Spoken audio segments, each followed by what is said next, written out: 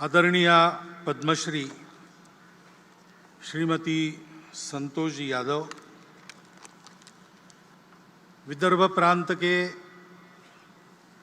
माननीय संघचालक जी, नागपुर महानगर के माननीय संघचालक जी, नागपुर महानगर के माननीय सहसंघचालक जी, श्रद्धेय संतवृंद, उपस्थित नागरिक सज्जन, माता भगिनी एवं आत्मीय स्वयंसेवक बंधु,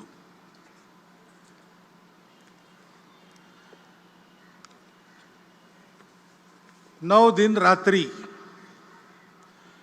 शक्ति की उपासना करने के पश्चात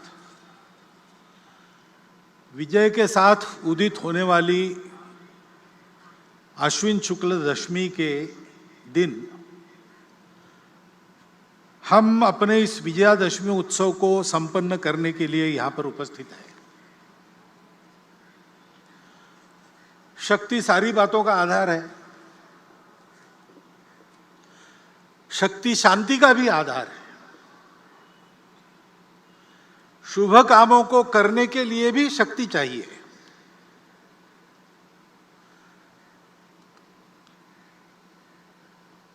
जो न दुख को दुख मन में मानता,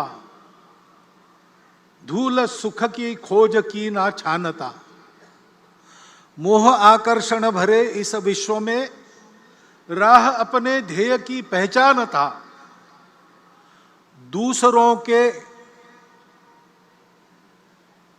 दुख को दूर करना,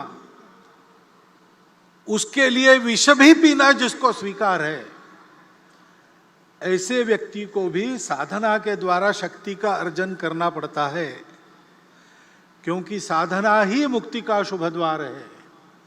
शक्ति भी तो शांति का ही आधार है। ऐसे शक्ति उपासना का यह उत्सव है, विजय का यह उत्सव है, और संयोग है कि उसमें प्रमुख अतिथि के नाते उपस्थित श्रीमती संतोष यादव जी उसी शक्ति का, ऊर्जा का, चैतन्य का प्रतिनिधित्व करने वाली है। गौरी शंकर की ऊंचाई को 2 बार उन्होंने पाटा है। संघ के कार्यक्रम में ऐसे समाज की जो कर्तृत्व संपन्न, प्रबुद्ध,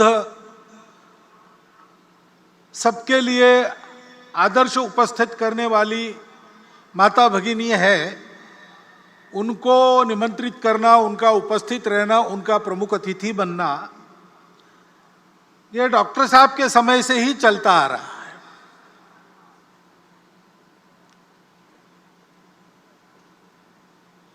श्रीमती अनुसुयाबाई काले हमारे कार्यक्रम में आ चुकी है। उस समय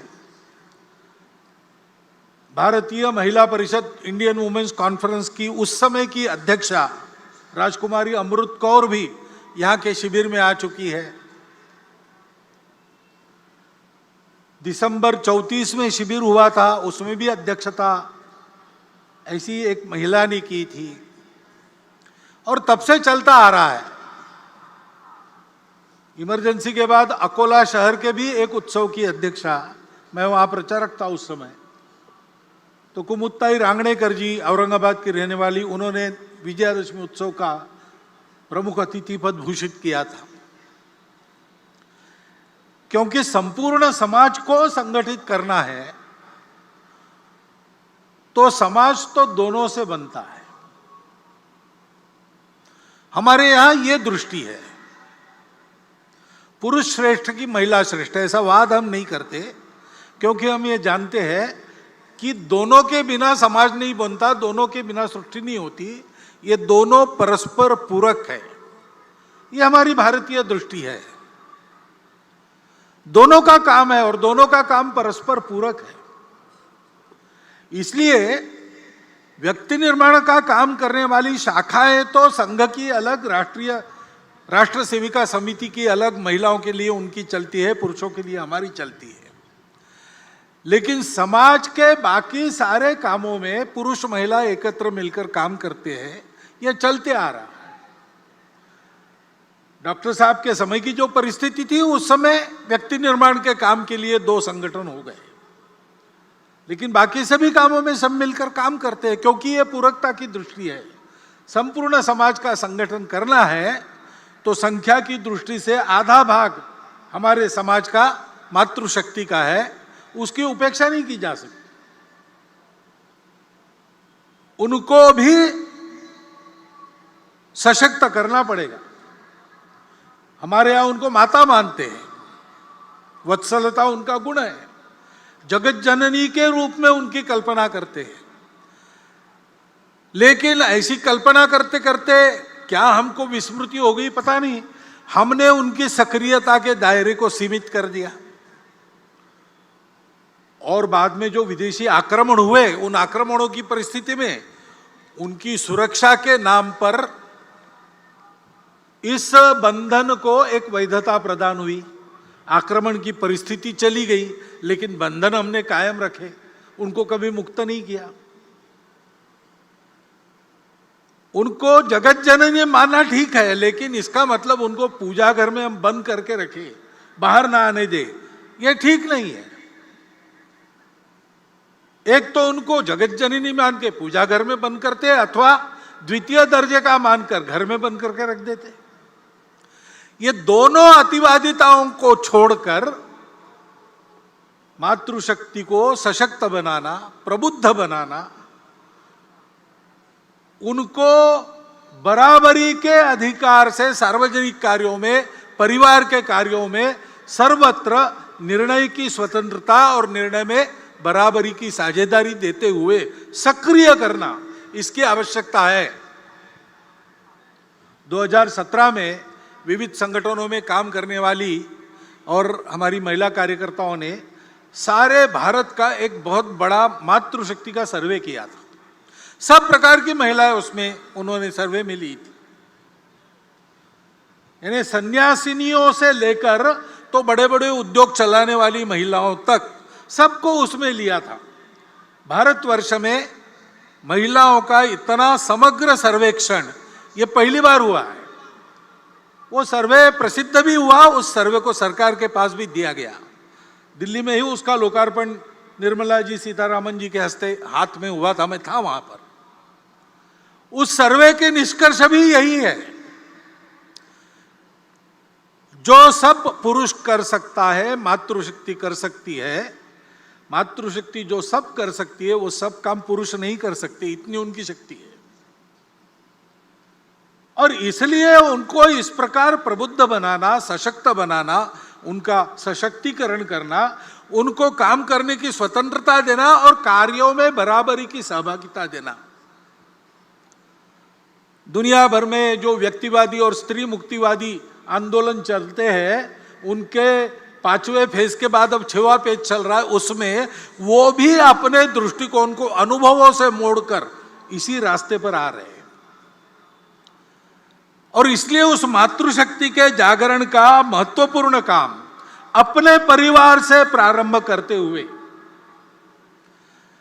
सार्वजनिक कार्यों में, संगठन संस्थाओं में भी उसको लागू करते हुए हमको समाज के पास ले जाना पड़ेगा, क्योंकि बिना उनके सहभाग से पूर्ण समाज की संगठित शक्ति खड़ी नहीं होगी। और पूर्ण समाज की संगठित शक्ति जब काम करने लगेगी, तब अपने देश के नवोत्थान के सारे प्रयास पूर्ण सफल होंगे, तब तक नहीं होंगे। आज हम उस नवोत्थान की आहट देख रहे हैं।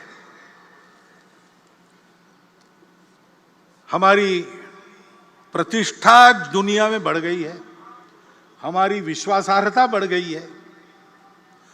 जिस प्रकार से हमने श्रीलंका के संकट में उसकी सहायता की,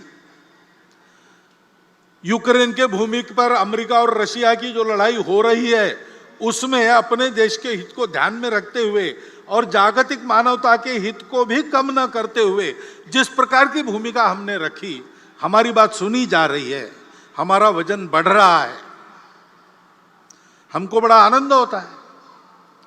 राष्ट्रीय सुरक्षा के मामले में हम उत्तरोत्तर सफल होते चले जा रहे हैं और स्वावलंबी होते चले जा रहे हैं। कोरोना की विपदा से बाहर आने के बाद अब हमारी अर्थव्यवस्था धीरे धीरे पूर्व स्थिति पर आ रही है और वो आगे जाएगी, ऐसी भविष्यवाणी दुनिया के सभी अर्थतज्ञ कर रहे हैं। खेल के क्षेत्र में भी नीतियों में जो अच्छा परिवर्तन आया है वो तो है ही, लेकिन हमारे खिलाड़ी ओलंपिक्स में और पैरा ओलंपिक्स में भी अपने कर्तृत्व को दिखा रहे, विजय प्राप्त करके देश का नाम रोशन कर रहे। अभिमान से हमारा सीना फूल जाता है। अभी अभी दिल्ली में कर्तव्य पथ का उद्घाटन हुआ, लोकार्पण हुआ। उसमें प्रधानमंत्री जी के भाषण में उन्होंने अपने देश के नवोत्थान के इस उदय काल के दृश्य को स्पष्ट किया है। सांस्कृतिक प्रतीक, आर्थिक प्रगति के प्रतीक, हमारे देश के स्वाभिमान के प्रतीक, स्वतंत्रता के लिए जिन्होंने अपना प्राणार्पण किया उनके गौरव के प्रतीक कैसे कैसे खड़े हो रहे, उसके पीछे अपने समाज का कर्तृत्व कैसे दौड़ रहा है, इस सारा वर्णन आपने भी सुना है। इस नवोत्थान की आहट को सुनकर हम भी प्रसन्न होते हैं और हम भी कदम से कदम मिलाकर आगे बढ़ने की इच्छा करते हैं। लेकिन इस दिशा में आगे बढ़ना है तो आत्मनिर्भर ऐसा शब्द उपयोग करते हैं हम। आत्मनिर्भर भारत की आहट हो रही है, लेकिन हमारी आत्मा क्या है उसकी स्पष्ट जानकारी चाहिए। गोलमोल नहीं चलेगा, क्योंकि आत्मनिर्भरता के पथ का प्रकाश वो आत्मा ही देती है। तो हम क्या है, हमारी आत्मा क्या है, इसकी जानकारी स्पष्ट और शासन, प्रशासन, समाज, नेतृत्व, कार्यकर्ता, इन सब में समान प्रकार की होनी चाहिए। ऐसा होने से हमारा पथ स्पष्ट होता है, क्योंकि ये प्रगति का पथ सीधा तो नहीं होता है, कोई भी पथ सीधा नहीं होता है, क्योंकि उसको परिस्थिति से जाना पड़ता है और परिस्थिति जैसी है वैसा ही जाना पड़ता है। यहां से मैं निकलूंगा उत्तर दिशा में जाने के लिए, डॉक्टर हेडगेवार भवन कार्यक्रम के बाद मुझे जाना है, लेकिन मुझे जाना पड़ेगा पहले दक्षिण में, बाद में मैं पश्चिम की ओर मुड़ूंगा और फिर उत्तर की ओर जाऊंगा, क्योंकि रास्ता वैसा है। तो ये लचीलापन तो रखना पड़ता है। मुझे उत्तर में जाना है, बीच में पहाड़ हो, खाई हो, कुछ भी हो, मैं दिशा नहीं बदलूंगा। ऐसा करेंगे तो संकट में पड़ जाएंगे, कदाचित पहुंच नहीं सकेंगे। तो रास्ता निकालने वालों को लचीलापन धारण करना पड़ता है, लेकिन लचीलेपन की मर्यादा भी ध्यान में तब आती है जब अपने स्व की, अपने आत्मा की ये जानकारी, ये कल्पना अपनी स्पष्ट हो और सबकी समान हो। क्योंकि सबकी समान कल्पना ऐसी होने के बाद एक विश्वास रहता है, उस विश्वास के कारण आपसी समझदारी बनती है, लचीलेपन के कारण अविश्वास नहीं आता है। तो परस्पर समझदारी, विश्वास का भी वातावरण बनता है, और जिनको लचीला होना पड़ता है उनको कितना लचीला होना है और कितना नहीं होना है, पैर कहां पक्के जमाने हैं और शाखा पल्लव कैसे कैसे हवा में मोड़ने हैं, इसकी समझदारी प्राप्त होती है। तो उसके कारण संपूर्ण समाज में एक सहचित्तता का वातावरण बनता है और उस सहचित्तता के कारण प्रगति होती है। प्रत्येक व्यक्ति के और सामूहिक रूप से हमारे समाज के राष्ट्रीय चरित्र का ये महत्व का घटक है सहचित्तता। इसलिए हमारे संगठन मंत्र में उसको स्थान है। समानो मंत्र समिति समानी, समानम मनः सहचित्तमेषाम, समानम मंत्र अभिमंत्रमेवा। सब समान कहा है, चित्त अलग अलग हो सकता है, इसलिए वहां साथ मिलकर चलने का निश्चय यानी सहचित्तता, इसको बताया है। उस सहचित्तता के वातावरण में सबको साथ लेकर हमको चलना है। और जैसा मैंने कहा, चलना है तो चलते समय कठिनाई आती है, बाधाएं आती है। दो प्रकार की बातों से साधारणतः सावधान रहना पड़ता है। पहली बाधा तो हम खुद रहते हैं। गतानुगतिकता स्वभाव की वो बाधा उत्पन्न करती है। रूढ़ि प्रियता के कारण वो बाधा आती है। समय बदलता है, समय के साथ बहुत कुछ बदलता है। समय के साथ मनुष्य का ज्ञान भी बढ़ता है और अज्ञान के कारण कुछ बातों की समझ जो थी वो समाप्त होती है, उसके जगह दूसरी नई समझ आती है। उसके अनुसार चलना पड़ता है। लेकिन रूढ़िबद्धता इस बात को रोकती है।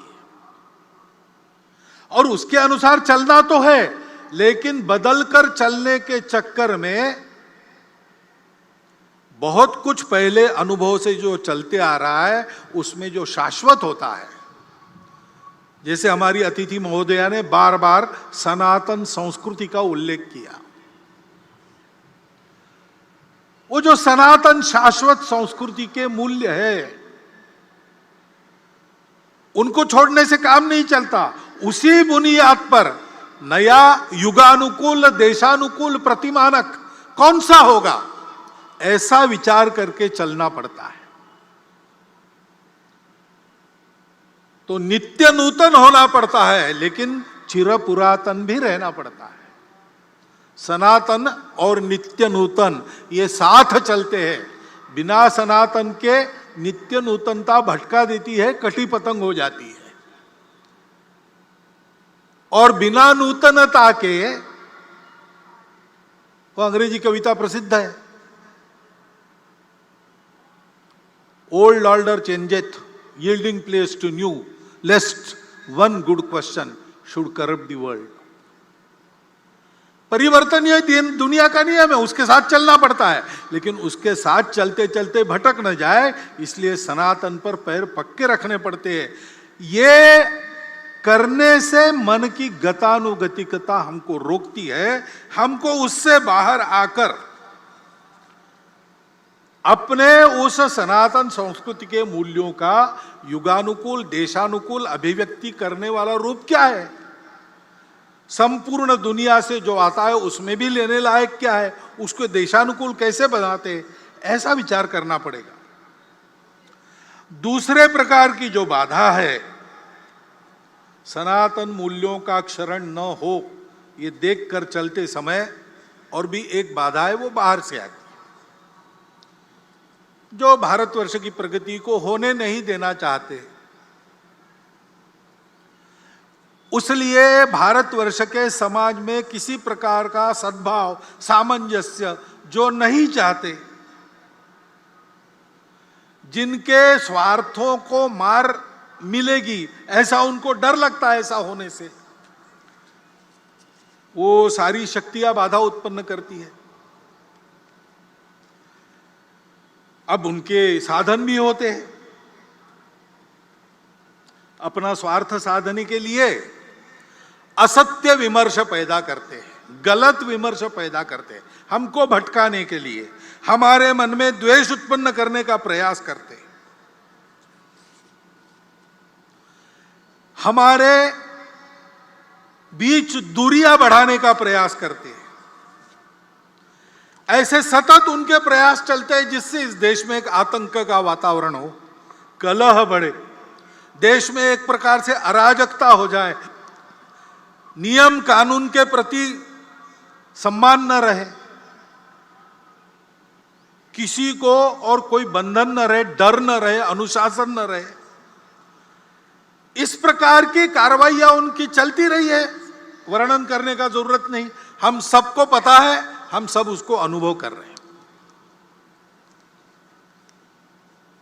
और हम उनको पैठ दे इसलिए वो हमसे नजदीकी जताते हैं, जाति के नाम पर, पंथ संप्रदाय के नाम पर, अपने निहित स्वार्थों के नाम पर भी हमारे हमदर्द बनकर आते हैं।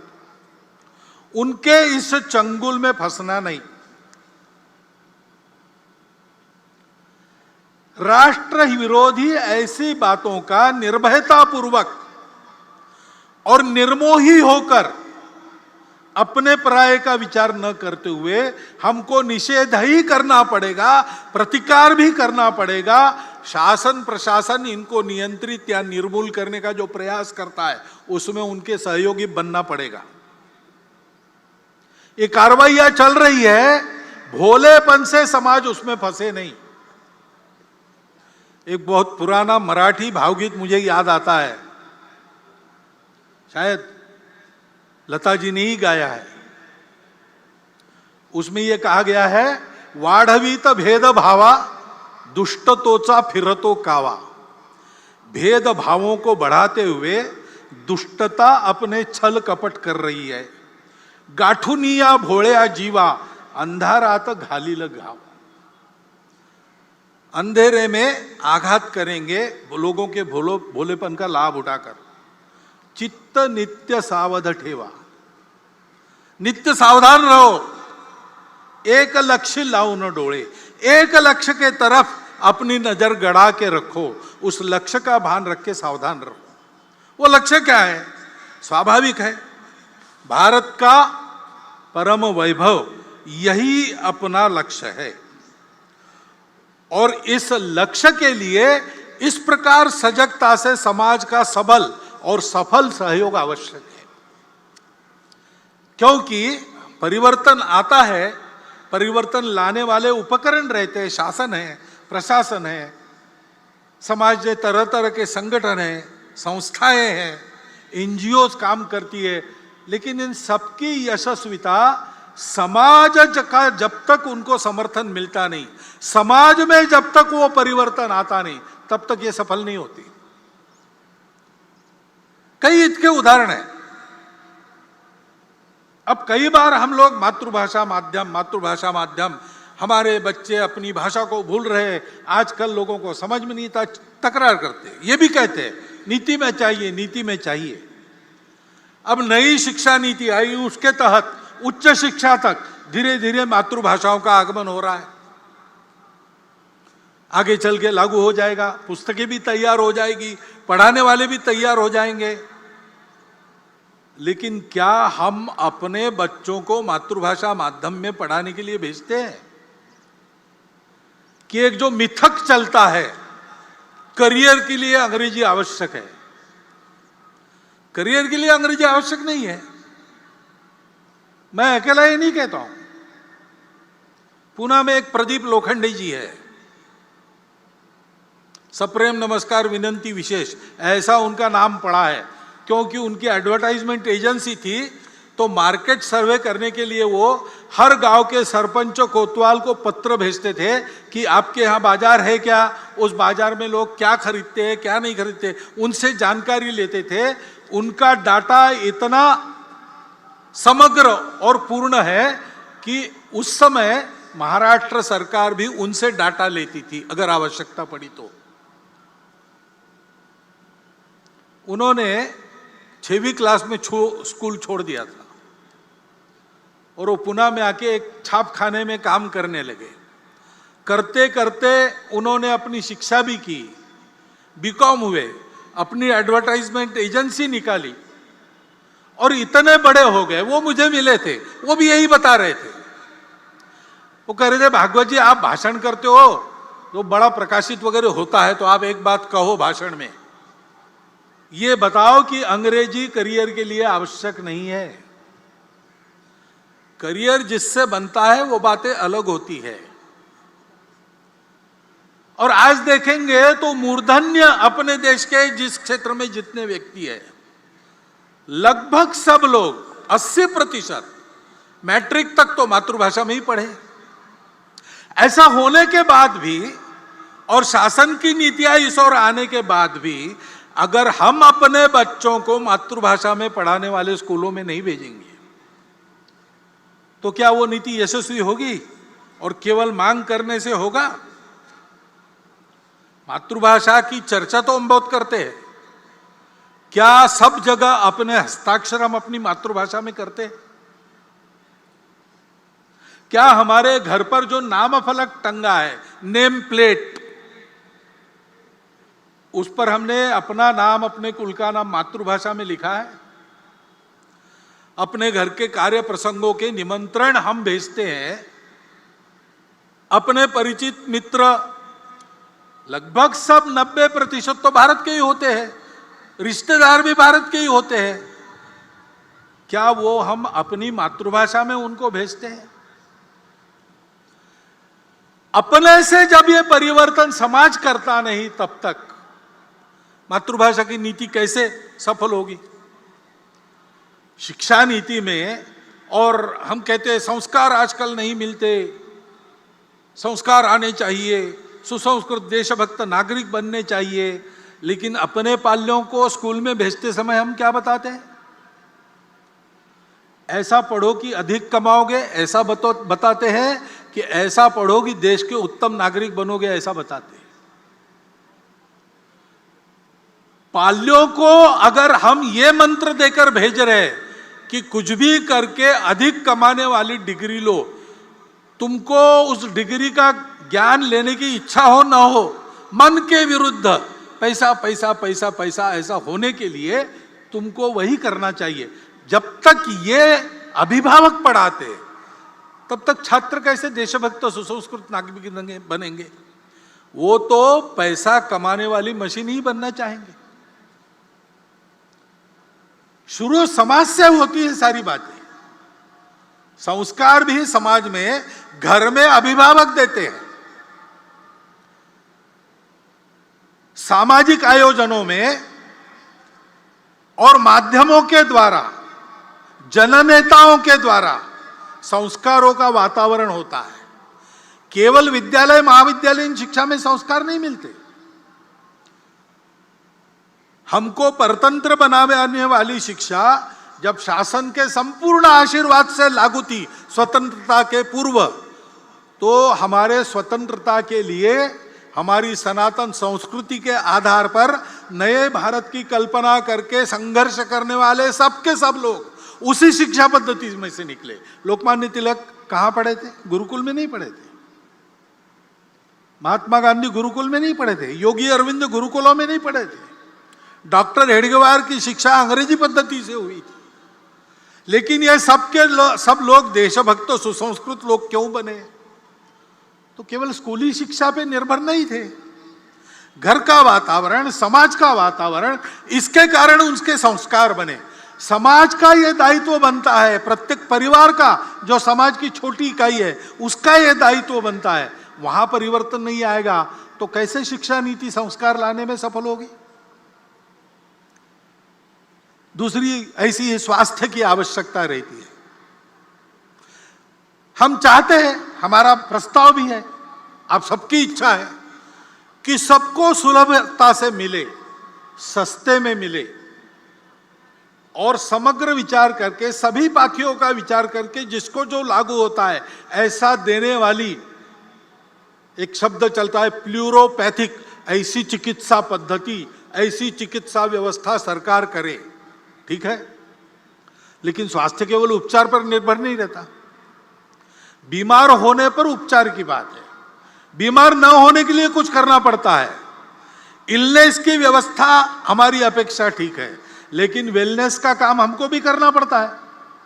अब सरकार के नीति के कारण और उनके आशीर्वाद से भी योग की बात रूढ़ हो रही, सब लोग योगासन करें ऐसा प्रयास चल रहा है। संयम की आदतें, सार्वजनिक स्वच्छता की आदतें, इन सारी बातों में शासन की नीति तो अग्रसर हो रही। हमारी आदतें बदली है क्या? हम अपना कचरा कहां पर डालते हैं? हम अनावश्यक कचरा करते हैं क्या?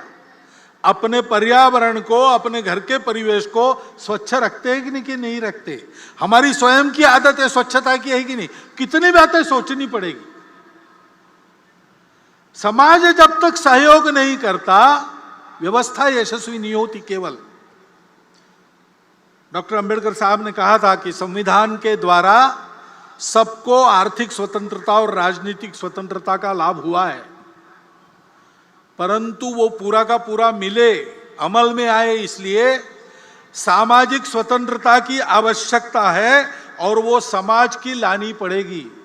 कानून नियम तो बने, बाद में भी बने और आज भी बन रहे हैं। समाज में विषमता का निर्मूलन हो और समता को लाया जाए, यह उद्देश्य बताकर, यह उद्देश्य बनाकर भी नियम कानून तो बन रहे हैं, लेकिन विषमता रहती कहां है? विषमता तो हमारे आपके मन में रहती है।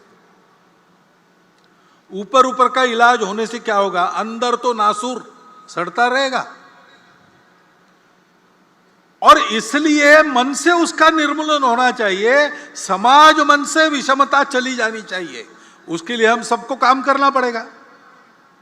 मैं और मेरा कुटुंब, इसके मित्र, हमारे आसपास समाज में जितने प्रकार बाकी लोग मानते हैं, जाति मानते होंगे, भाषा मानते होंगे, पंथ संप्रदाय मानते होंगे, सब में मेरे अपने मित्र रहेंगे, जिनका मेरे घर और मेरा उनके घर आना जाना रहता है।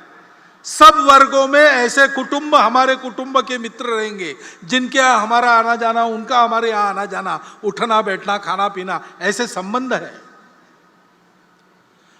और सामाजिक स्तर पर कम से कम मंदिर, पानी, स्मशान सबके लिए एक हो।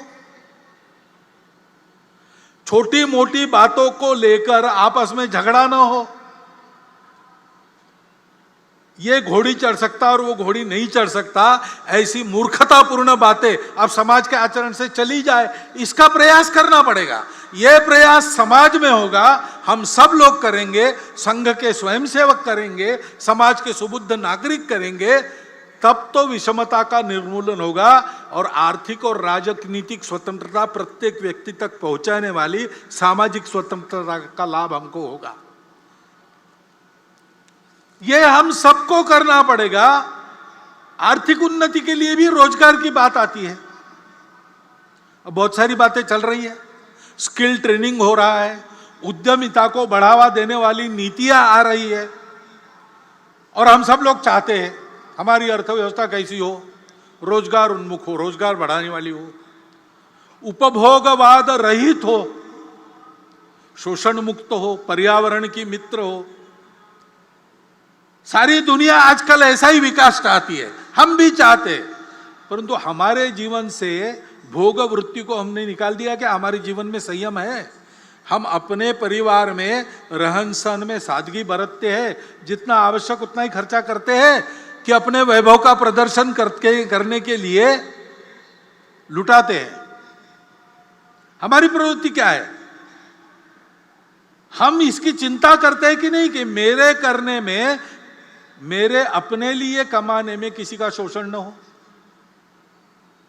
योग कर्मसु कौशलम गीता में कहा है, और तथागत ने कुशलस्य उपसंपदा कहा है। वो कुशलता ये है, अपना जीवन चलाना, दूसरे किसी के जीवन को हानि बिना पहुंचाए। ये हमारी परंपरा है। क्या हमारे जीवन में वो आई है? बीच में चली गई, हम स्वार्थी बन गए।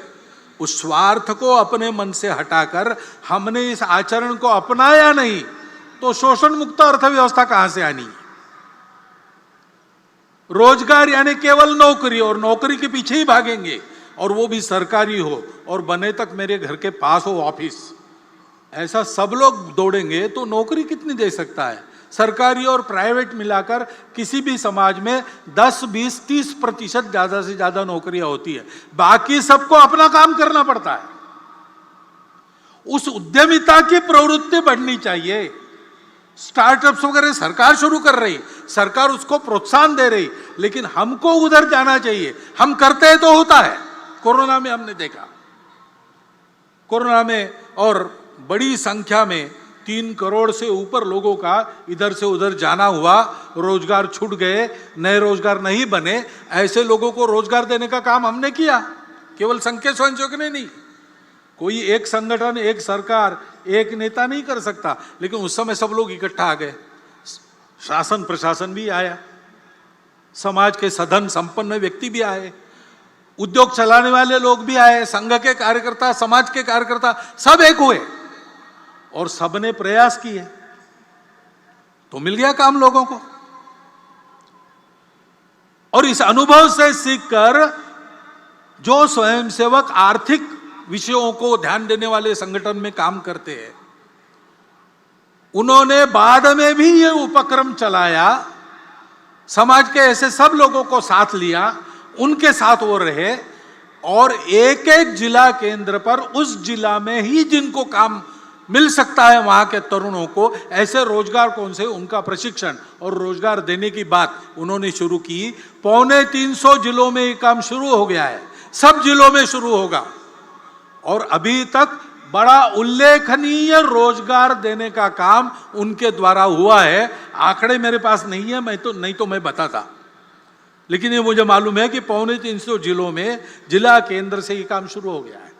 ये हम अगर करेंगे नहीं तो अकेली सरकार और प्रशासन कितना रोजगार बढ़ा सकते? रोजगार लघु उद्योगों में, सहकारिता में, कृषि में सबसे ज्यादा होता है। ये तो अधिकांश सारे समाज के हाथ में है। समाज अगर ध्यान नहीं देता तो ये होता नहीं है। बार बार समाज समाज समाज, ये मैं क्यों कह रहा हूं? सरकार को उसके दायित्व से मुक्त करना मैं नहीं चाहता हूं, और हमको मुक्त नहीं करना है, उस पर नजर रखनी है, ठीक करते हैं कि नहीं अपने दायित्व को पूरा। जनता का यही काम है। परंतु वो अपना दायित्व पूरा करेंगे तो भी अगर समाज नहीं करता तो उनकी बातों का यश नहीं आने वाला, क्योंकि सब बातों का कारण समाज है। उस समाज में यह परिवर्तन लाना पड़ेगा। समाज बड़ा विशाल है, कुछ लोग उससे भी डरते, इतनी बड़ी जनसंख्या है, पहले उसको कम करो नहीं तो कुछ नहीं होगा। यह वाक्य पूर्ण सत्य नहीं है।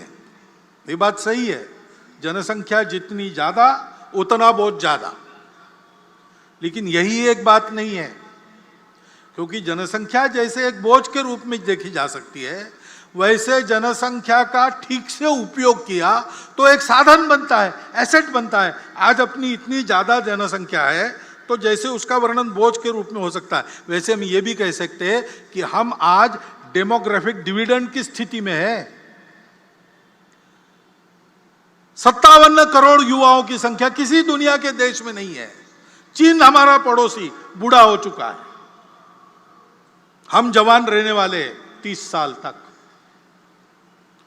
जनसंख्या का विचार दोनों रूप से हो सकता है, वो एक साधन भी है, और एक परिस्थिति में विचार करता है तो एक बात लगती है, दूसरे परिस्थिति में विचार करता है दूसरी बात लगती है।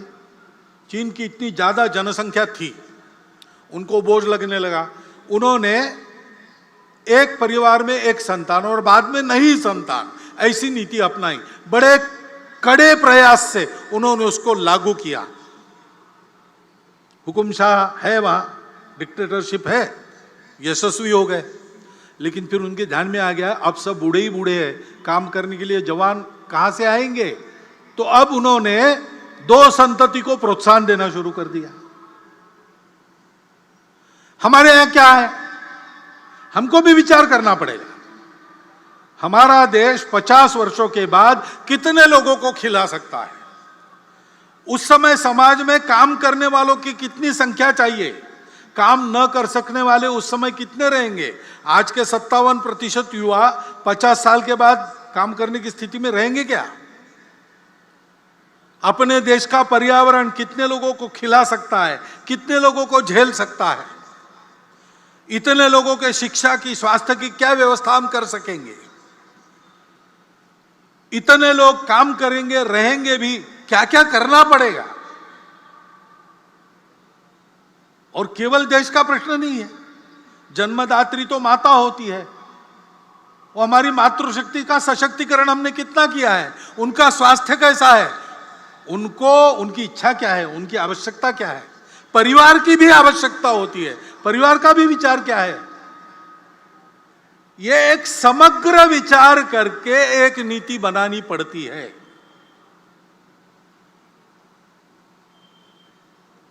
हमने ऐसी नीति बनाई कुछ वर्षों पूर्व, भारत सरकार ने बनाई,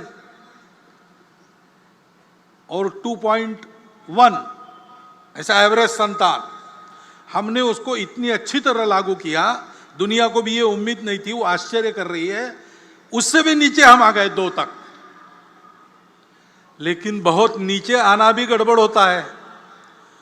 क्योंकि घर के बच्चों को सामाजिक व्यवहार का प्रशिक्षण परिवार में मिलता है। परिवार में संख्या चाहिए, अपने बराबरी के भी 2-3 लोग चाहिए, ऊपर के भी चाहिए, नीचे के भी चाहिए। तो सबसे बात कैसे करना, सामाजिक संस्कार कैसे होता है, अपने अहंकार को कैसे संयमित करना पड़ता है, ईगो मैनेजमेंट कैसी करनी पड़ती है, ये सारी बातें सीखनी पड़ती है। उसके लिए परिवार की संख्या भी चाहिए। और जनसंख्या बहुत कम हो गई तो फिर बढ़ना बंद होता है, तो समाज के समाज लुप्त हो जाते हैं, भाषाएं लुप्त हो जाती है।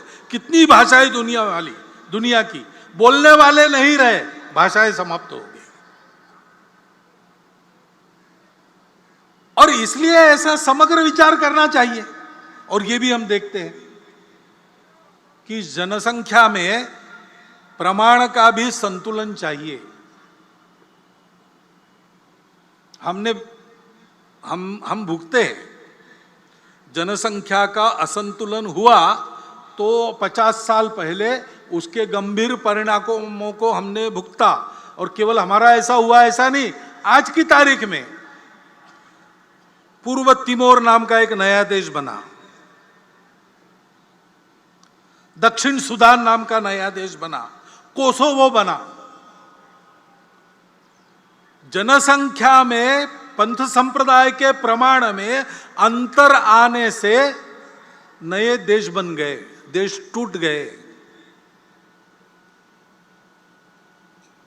यह असंतुलन जन्मदर एक भाग है उसका, लेकिन जोर जबरदस्ती या छल कपट से, लालच से मतांतरण, यह सबसे बड़ा फैक्टर है। और जहां सीमा पार से घुसपैठ होती है, वहां घुसपैठ से भी यह होता है। उस संतुलन का भी ध्यान रखना देश हित की दृष्टि से अनिवार्य बात है। और इसलिए जनसंख्या की एक समग्र नीति बने, वो सब पर समान रूप से लागू हो। एक बार बनने के बाद किसी को छूट न मिले और समाज इसको स्वीकार कर ले, इसलिए उसके लिए मन बनाकर उसको लाया जाए, इसकी आवश्यकता है। क्योंकि फिर से समाज में अगर उसको नहीं माना तो नीति क्या करेगी? समाज स्वीकार करता है, अगर लाभ देने वाली बात है, स्वार्थ की बात है, समाज सहर्ष स्वीकार करता है, उसको लिए समझाना नहीं पड़ता। लाभ दिखता है या 3 साल के बाद, 5 साल के बाद, 10 साल के बाद बच्चों को मिलने वाला है, ये अगर पक्का है, समाज उसको स्वीकार करता है। लेकिन जहां देश के लिए छोड़ना पड़ता है, हमको नहीं मिलेगा किसी और को मिलेगा, जलना बंद करके देना पड़ता है, वहां समाज में सहयोग दिखता है कि प्रतिरोध दिखता है? सवाल बात है। जो ऐसा त्याग करना पड़ता है, जो ऐसी तपस्या करनी पड़ती है, उसको भी समाज स्वीकार करे। इसलिए स्व की जागृति का महत्व है, क्योंकि समाज यानी हम है। एक मैं यहां हूं, लेकिन मेरा समाज, हमारी सबकी एक समान पहचान है। वो हमारी समान पहचान कौन सी है? सौभाग्य से भारतवर्ष में इतनी सारी भाषाएं हैं, इतने सारे पंथ संप्रदाय हैं। विदेशों के आक्रमण के कारण भी कुछ संप्रदाय हमारे यहां बन गए, हमारे ही लोग उस संप्रदाय में हैं। उनकी पूजा है पंथ संप्रदाय, विदेशी है, वो यहां के हैं। कुछ दशकों पूर्वज उनके वही थे जो हमारे। इतने सारे खान पान रीति रिवाज है, इतने प्रांत है, इतने सारे प्रकार है लोगों के, तो स्वार्थ भी अलग अलग हो जाते हैं। फिर भी सदियों से हमारा राष्ट्र जीवन का एक सनातन अक्षुण्ण प्रवाह चला है। भारत का अस्तित्व सदा रहा है, व्यवस्थाओं की भी विविधता रही, राज्य भी अनेक रहे, लेकिन सदैव भारत रहा, भारत एक रहा। पूरे भारत की प्रशस्ति रामायण में है, पूरे भारत की प्रशस्ति बाद के महाभारत में है, पूरे भारत की प्रशस्ति कालिदास में ने भी लिखी है, गुरु नानक देव जी ने, श्रीमद शंकर देव जी ने, सुब्रमण्यम भारती ने, रविन्द्रनाथ टैगोर ने, सब लोगों ने।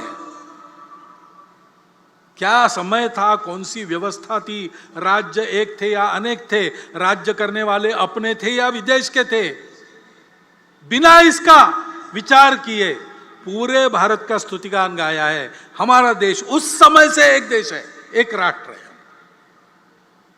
क्योंकि इन विविधताओं को स्वीकार करने की बात हमारे समझ में बहुत प्राचीन समय में आ गई। हमारे पूर्वजों ने यह प्राप्त किया सत्य कि सारा अस्तित्व एक की अभिव्यक्ति है। उस एक को जान लो तो कभी फीका न पड़ने वाला शाश्वत सुख प्राप्त होता है, और इसलिए उसको प्राप्त करने के लिए उपभोग को छोड़ के चलना, ऐसा जीवन और वो प्राप्त करना, ये परम लक्ष्य, ऐसा तरीका सब अपना है, क्योंकि सब एक से, मैं जिससे बना हूं, मैं जिसको व्यक्त करता हूं दूसरे जगह, दूसरे रूप में, दूसरे प्रकार से, दूसरे नाम से, दूसरे रूप में, कोई और उसको वही प्रकट करता है, और इसलिए वो दिखता अलग है लेकिन मेरे से अलग नहीं है, वो मैं ही हूं। उसका सुख मेरा सुख, उसका दुख मेरा दुख। ये हमारे पूर्वजों ने पहचाना, संपूर्ण पृथ्वी को एक कुटुंब माना और संपूर्ण विश्व एक घर बने, इस प्रकार का लक्ष्य लेकर जीवन कैसे जीना, इसका आदर्श संपूर्ण दुनिया को देने के लिए एक समन्वय की संस्कृति बनाकर स्व के आधार पर इस राष्ट्र का निर्माण किया। वो संस्कृति, वो हमारे पहचान का पहला आधार है, वो हमारे राष्ट्रीयता का पहला आधार है, जिसको बार बार सनातन सनातन कहा हमारे प्रमुख अतिथि महोदया ने। वह हमारी चलती हुई भारतीय संस्कृति, खान पान, रीति रिवाज वगैरह ऊपर की बात है, आचार धर्म है, वो बदलते रहता है, लेकिन मूल्य समान है, क्योंकि इस सत्य के वो है, वो कोई कल्पना नहीं है, थियरी नहीं है, उस सत्य को साक्षात किया, वो सत्य सदा विद्यमान रहता है। उसके आधार पर हमने कहा कि धर्म से चलो। क्या धर्म है? सत्य, करुणा, शुचिता, तपस, बस 4 बातें।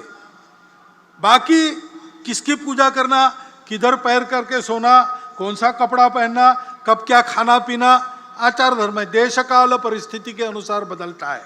जो चलता है वो रखो, जो बदलना है वो बदलो, परंतु जो भी करोगे, जिस किसी नाम रूप से करोगे, वो सत्य होना चाहिए, सत्य से मेल खाने वाला होना चाहिए, उसमें सबके प्रति करुणा चाहिए, संवेदना चाहिए, अंतर्बाह्य शुचित्व धारण करके तुम ये विचार करोगे तो ये करुणा संभव है, ये सत्य संभव है, और उसके लिए तुमको तपश्चर्या करनी पड़ेगी।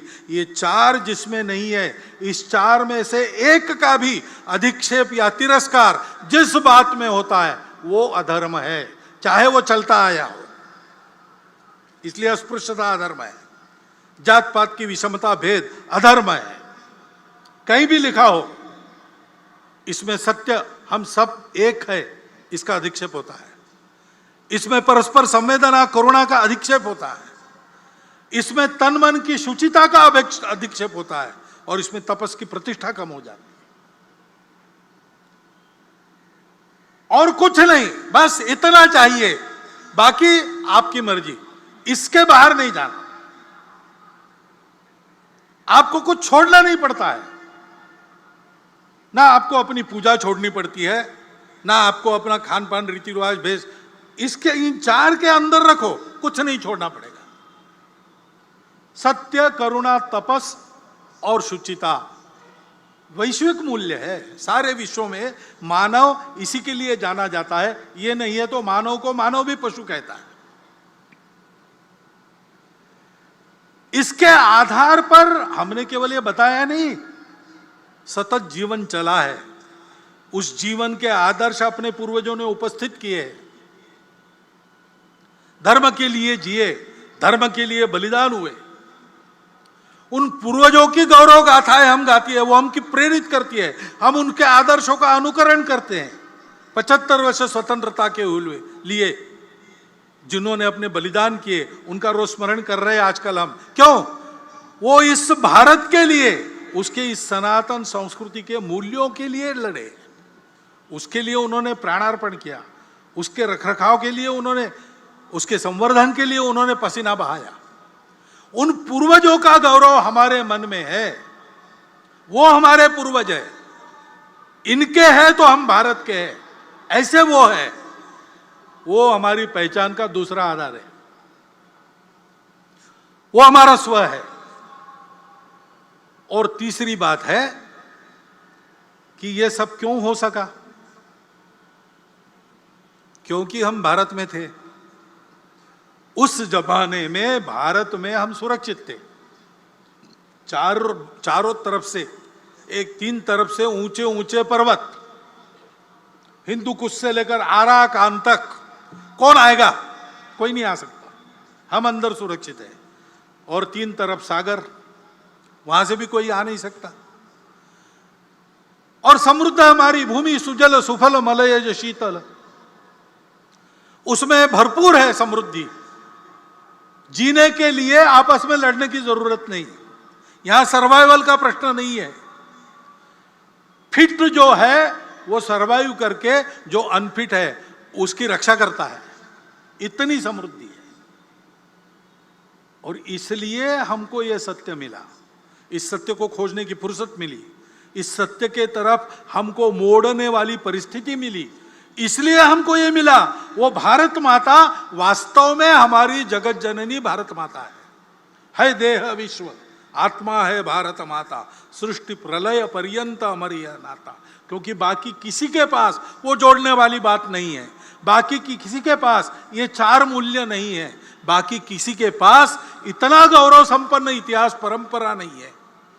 इस भूमि ने हमको अन्न जल तो दिया ही, पुष्ट तो किया ही, विश्व की प्रतिष्ठा दी और हमको अपना संस्कार दिया। वह मातृभूमि, उसकी भक्ति, ये हमारी पहचान का मुख्य आधार है, हमारे स्व का वो मुख्य आधार है। इन बातों को ध्यान में रखना चाहिए। इसके आधार पर समाज की जागृति हो, इसके आधार पर हम आगे बढ़े, इसी को हम हिंदुत्व कहते हैं। संघ का सारे समाज को यही आह्वान है, क्योंकि ये सारे समाज की विरासत है।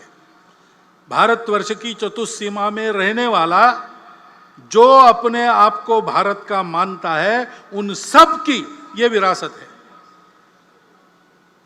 यह विचार हिंदू राष्ट्र का विचार है, ऐसा लोग कहते हैं, क्योंकि वो है हिंदू राष्ट्र का यही विचार है, इसलिए हम कहते हैं हिंदुस्तान हिंदू राष्ट्र है। इन बातों को मानने वालों का संगठन हम कहते हैं, हम हिंदू संगठन करते हैं। हम किसी का विरोध नहीं करते, सर्वेशाम अविरोध चलता है। लोग हैं जो इसी को मानते, लेकिन इसको हिंदू कहने से कतराते या डरते हैं या विरोध भी करते हैं, नहीं चाहिए ये शब्द। लेकिन आशय यही है, हमको कोई कष्ट नहीं है उसका, हमारा उनके साथ कोई झगड़ा नहीं है। भारतीय शब्द का उपयोग करते, इंडिक शब्द का उपयोग करते, चलता है, अर्थ वही है। हम अपनी स्पष्टता के लिए इस शब्द पर पक्के रहेंगे, इसका उपयोग करेंगे और सत्य, करुणा, शुचिता और तपस के आधार पर संगठित शक्ति का निर्माण करेंगे। ऐसे आधार पर जो शक्ति खड़ी होती है वो कभी उपद्रवी शक्ति नहीं बनती, क्योंकि उसके साथ शील रहता है। प्रार्थना में है हमारे, अजय्यांच विश्वस्य देहीश शक्ति। हमने अजय्य शक्ति मांगी भगवान से, जिसको कोई जीत नहीं सकता ऐसी शक्ति मांगी, जिससे हम सबको जीते ऐसी शक्ति नहीं मांगी, क्योंकि हमको जीतना नहीं, हमको जोड़ना है। और इसलिए हमारी प्रार्थना में शब्द है, हमको कोई जीत ना सके, क्योंकि दुनिया दुष्ट है, वो जीतना चाहती है। उनसे ये मूल्य, उनका ये आचरण सुरक्षित रहे, इसको सारी दुनिया को देना है। इसलिए अजय्यांच शक्तिस्य, शक्ति ऐसी मांगी है हम, विश्वस्य अजय्या शक्ति। और तुरंत मांगा है, सुशीलम जगत येन नम्रम भवेत्। जहां सत्य, करुणा, तपस, शुचिता है, वहां ये शक्ति शील के साथ आती है, और इसलिए वो सदा कल्याणकारी रहती है, दुर्जनों को धाक रहता है उसका। दुर्जन है। और जब ऐसे आतताई लोग, आतंकी लोग, दुर्जन लोग आक्रमण करते हैं तो आत्मरक्षा, आप्तरक्षा सबका केवल अधिकार नहीं, वो कर्तव्य बनता है। संपूर्ण समाज ने सत्य के पक्ष में ऐसे रक्षा के लिए संगठित होना चाहिए। लेकिन ये केवल आतंकियों के लिए, दुष्टों के लिए है। हम किसी को डराने वाले नहीं है। ना भय देत काहू को, ना भय जानत आप, ऐसा हिंदू खड़ा करने का हमारा प्रण है। वो काम हम करते हैं। हम विश्व में सर्वत्र और सबके साथ भाईचारा, भद्रता और शांति के पक्ष में हैं, सदा रहे। लेकिन लोग डराते, अरे संघ वाले मारेंगे, और ये हिंदू संगठन होगा ना तो सबको बाहर जाना पड़ेगा। ये हवा फैलाते हैं। ऐसा कुछ डर मन में है, और है इसलिए उसका निराकरण करने की इच्छा मन में लेकर तथाकथित अल्पसंख्यक समाज के कुछ बंधु पिछले वर्षों में हमसे मिलते रहे हैं, और हम भी मिले हैं। हमारे प्रमुख अधिकारी उनसे मिले हैं। आना जाना दोनों चल रहा है। ये कोई परसों नहीं हुआ, ये बहुत पहले से चल रहा है। भाव तो संघ का डॉक्टर साहब के समय से यही है, परंतु प्रत्यक्ष में शुरू हुआ श्री गुरुजी को डॉक्टर जिलानी मिले तब से, और तब से यह क्रम धीरे धीरे बढ़ रहा है। और ये बढ़े ऐसी हमारी इच्छा है संघ की, और संघ इस संवाद को कायम रखेगा। क्योंकि समाज को तोड़ने के प्रयास चल रहे हैं। अब कुछ दिन पहले उधर उदयपुर में, इधर अमरावती में और भी जगह बहुत जघन्य क्रूरता वाली घटनाएं हुई। क्या कारण था, क्या नहीं, उसकी चिकित्सा नहीं करते। जो हुआ वो बहुत क्रूरतापूर्ण हुआ। पूरा समाज विरोध में गया। हमेशा होता नहीं है, लेकिन इस बार मुस्लिमों के भी कुछ प्रमुख लोगों ने इसका विरोध किया, उसको गैर इस्लामिक बताया। अन्याय, असत्य, अत्याचार, आतंक के खिलाफ ऐसे ही खड़ा होना चाहिए। ये अपवाद न रहे। सभी समाजों के सज्जनों को ऐसा मुखर होना चाहिए। हिंदू समाज में ये मुखरता है। ऐसी घटनाएं घटती है तो कोई हिंदू भी आरोपित है, उसका भी निषेध करते, उसके खिलाफ बोलते हैं। कभी कभी गलतफहमी में हमको भी गाली खानी पड़ी है, हमको भी उत्तर देने पड़े। आज हम समाज के विश्वास पात्र है, समाज हमको चाहता है, लेकिन हम ऐसा कुछ करें तो हमारी टांग और कान पकड़ के खींचेगा समाज। हिंदू समाज ऐसा है, सबको ऐसा बनना चाहिए। जो गलत है, कितना भी प्रोवोकेशन हो, कितना भी उकसावा हो, कानून के मर्यादा में रहना चाहिए, संविधान की मर्यादा में रहना चाहिए। अपना आचरण उसके बाहर नहीं जाना चाहिए। वो हम सब ने मिलकर अपने ऊपर लाद लिया अनुशासन है, उसका पालन करना ही चाहिए। नहीं करते तो गलत आचरण है, उसके खिलाफ मुखर होना चाहिए। ये मुखरता समाज का स्वभाव बनना चाहिए। इसके नियंत्रण में सक्रियता और सहयोग समाज का स्वभाव बनना चाहिए। इसकी आवश्यकता है। कानून, संविधान की मर्यादा सबको पालन करनी चाहिए, और उसके अंदर विरोध जताते समय भी अपने बोलने से समाज जुड़ जाए, टूटे नहीं। दिल को किसी के तोड़े मत, श्रद्धा को ठेस न पहुंचाए। इसकी चिंता करनी पड़ेगी, इसका ध्यान रखना पड़ेगा। क्योंकि हम सब लोग दिखते भिन्न है, लेकिन हम दिखते अलग है, इसलिए हमारा अलगाव है। हम एक दूसरे के नहीं है, हम भारत से अलग है, हमको अलग चाहिए। ये गलत विचार है। इस गलत विचार का दुख भरा परिणाम हमने देखा है।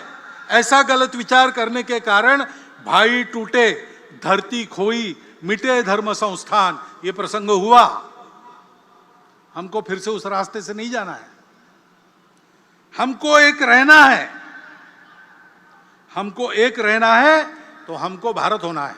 हम भारत के, हम भारत के पूर्वजों के हम भारत के संस्कृति के हैं, हम भारत के पूर्वजों के हैं। हम चाहे पंथ संप्रदाय से अलग अलग हो, भाषा प्रांत से अलग अलग हो, खान पान रीति रिवाज अलग अलग हो, हम समाज और राष्ट्रीयता के नाते एक है। यही हमारे लिए तारक मंत्र है। ये स्वतंत्रता का 75वां वर्ष है। योगी अरविंद, उनका भी जन्मदिन 15 अगस्त का ही था। तो 15 अगस्त 1947 को उन्होंने एक संदेश दिया। उसमें उन्होंने 5 स्वप्न अपने बताए। पहला स्वप्न था स्वतंत्र अखंड एकात्म भारत। उन्होंने कहा कि स्वतंत्रता मिल गई और अपने संविधान के कारण सारे अलग अलग संस्थान एकत्र होकर एक देश बना, मुझे बड़ा अच्छा लगता है। परंतु पाकिस्तान हुआ, भारत का विभाजन हुआ, इसके कारण हिंदू मुसलमानों की खाई दूर होने के बजाय एक नई शाश्वत राजनीतिक खाई बन गई। ये गलत हो गया। जिस किसी मार्ग से जाना है उस विभाजन को जाना चाहिए, नहीं तो भारत की उन्नति, भारत की प्रगति और शांति और भारत का दुनिया में जो योगदान अपेक्षित है उसके मार्ग में ये सदा बाधा बनता रहेगा। दूसरी बात उन्होंने कही कि विश्व को एक करना मैं चाहता हूं, उसके लिए यूनो वगैरह जैसी संस्थाएं बन गई द्वितीय महायुद्ध के पश्चात। ये अच्छी बात है, वहां जरा न्यायपूर्ण बात होनी चाहिए। भारत को उसको सशक्त करना पड़ेगा। और इसलिए तीसरा स्वप्न, भारत की आध्यात्मिकता का सारे विश्व में सर्व संचरण होना पड़ेगा और विश्व की मानवता पर अतिमानस का अवतरण होना पड़ेगा। यानी मानवता सामान्य रूप से उन्नत होनी पड़ेगी। इन 5 स्वप्नों को वो देखते थे। उन्होंने अपने पत्र में वो लिखा, संदेश में लिखा। और इसलिए कर्तव्य का जो संदेश उन्होंने उसमें लिखा है वो हम सबके लिए अतिशय मननीय और करणीय संदेश है। उसको मैं आपको पढ़ के बताता हूं। मूल अंग्रेजी में है पत्र, वो हिंदी में है, मैं करता हूं और बताता हूं। महर्षि अरविंद कहते हैं, राष्ट्र के इतिहास में ऐसा समय आता है जब नियति उसके सामने ऐसा एक ही कार्य, एक ही लक्ष्य रख देती है जिस पर अन्य सब कुछ, चाहे वह कितना भी उन्नत या उदात्त क्यों न हो, न्योछावर करना ही पड़ता है। हमारी मातृभूमि के लिए अब ऐसा समय आया है जब उसकी सेवा के अतिरिक्त और कुछ भी प्रिय नहीं, जब अन्य सब उसी के लिए प्रयुक्त करना है। यदि आप पढ़ें तो उसी के लिए पढ़ो। शरीर, मन व आत्मा को उसके सेवा के लिए ही प्रशिक्षित करो। अपनी जीविका इसलिए प्राप्त करो कि उसके लिए जीना है। सागर पार विदेशों में इसलिए जाओगे कि वहां से ज्ञान ले आकर उससे उसकी सेवा कर सके। उसके वैभव के लिए काम करो। वह आनंद में रहे इसलिए दुख झेलो। इस एक परामर्श में सब कुछ आ गया। आज का समय देखते हैं तो आज भी हमारे लिए कर्तव्य का यही संदेश है। गांव गांव में सज्जन शक्ति, रोम रोम में भारत भक्ति, यही विजय का महामंत्र है। दसों दिशा से करे प्रयाण, जय जय मेरे देश महान। इस कर्तव्य पथ पर हम सब स्वयं सेवक आगे बढ़े। समाज भी हमारे साथ आगे आए, स्वतंत्र रूप से भी हमारे साथ चल सकता है। हम सब लोग साथ मिलकर चले और परम वैभवी भारत को विश्व गुरु बनाए। इस आवाहन के साथ मैं अपने 4 शब्द समाप्त कर